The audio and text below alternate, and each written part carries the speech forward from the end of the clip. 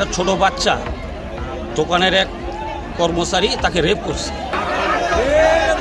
সারা বাংলাদেশে এই ধরনের ঘটনা কেউ যেন ঘটাইতে না পারে তাদের দৃষ্টিমূল্য দাসী আমরা সাধারণ পাবলিক তাকে মারি ফেলাম। এখানে রেস্টুরেন্ট দেওয়ার পর থাকিয়ে মনে করে যে অবৈধ কাজ চলিয়ে আসতেছে। এই ধরনের হোটেল এবং এই ধরনের রেস্টুরেন্ট যেখানে যেখানে আছে সেখানে সেখানে এই ধরনের ঘটনা ঘটতেছে। তার জন্য আজকে এখানে এই হোটেলটা রেস্টুরেন্টটা ভাঙাচুরা করা হচ্ছে এবং প্রশাসনের লোকও উপস্থিত আছে। এখানে অনেক অনৈতিক কাজ হয় এবং অনেক জায়গা থেকে অনেক ছেলে মেয়ে আসে, আসার পরে এখানে অনৈতিক কাজ হয়।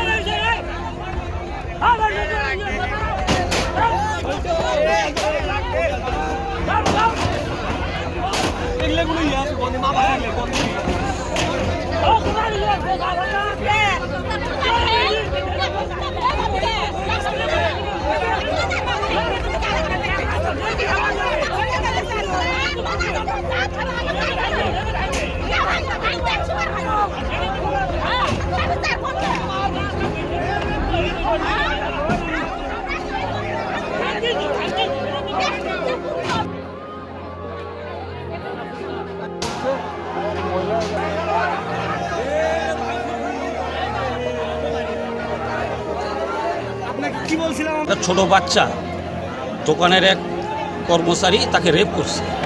করার পরে এলাকার লোকজন ধরে ফেলে তার প্রতি আর কি ব্যবস্থা নিচ্ছে, ভাঙচুর করতেছে এবং প্রশাসন হাতে দিবে। এই ধরনের হোটেল এবং এই ধরনের রেস্টুরেন্ট যেখানে যেখানে আছে সেখানে সেখানে এই ধরনের ঘটনা ঘটতেছে। এটা একটা ছোট বাচ্চাকে ধর্ষণ করছে, ধর্ষণ করার চেষ্টা করছে। যদি ধর্ষণ পুরোপুরি সফল হয়ে যেত, মেয়েটাকে জবাই করে আবার অন্য কিছু প্ল্যান করে এটা সাকসেস করত। সারা বাংলাদেশে এই ধরনের ঘটনা কেউ যেন ঘটাইতে না পারে তাদের দৃষ্টিমূল্য দাসী আমরা সাধারণ পাবলিক তাকে মারি ফেলাম। এখানে রেস্টুরেন্ট দেওয়ার পর থাকিয়ে মনে করে যে অবৈধ কাজ চলিয়ে আসতেছে।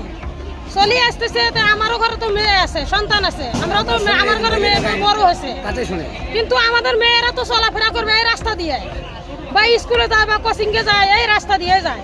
কিন্তু আপনার ঘরের কাছে আমরা বিচার চাচ্ছি, আপনারা জনগণের হাতে বিচার করে কি বিচার দিবেন, আমরা জনগণের হাতে বিচার তুলি দেন, জনগণের বিচার করিয়ে তারপর আদ্রা জলার জীবন থাকে, তাহলে আপনারা বিচার করেন। বুঝছেন, আইনের মাধ্যমে কোনো বিচার চলবে না। এখানে অনেক অনৈতিক কাজ হয় এবং অনেক জায়গা থেকে অনেক ছেলে মেয়ে আসে, আসার পরে এখানে অনৈতিক কাজ হয়।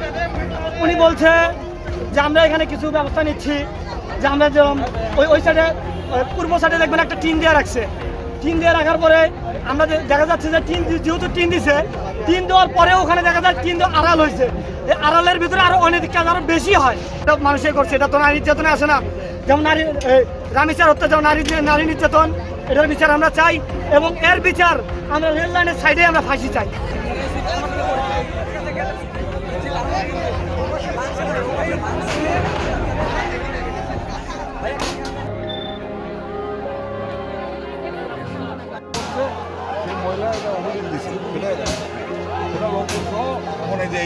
এটা শুনছি আমি, এই এখনো সঠিক তথ্য পাই না কোন মহিলার কি নাম।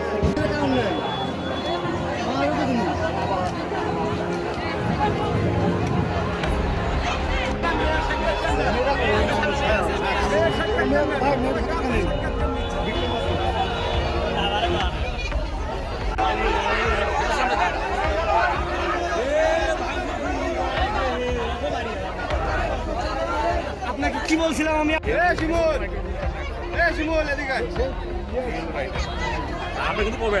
আচ্ছা আচ্ছা, ওই যে ডাক্তার তোর কাছে ছোট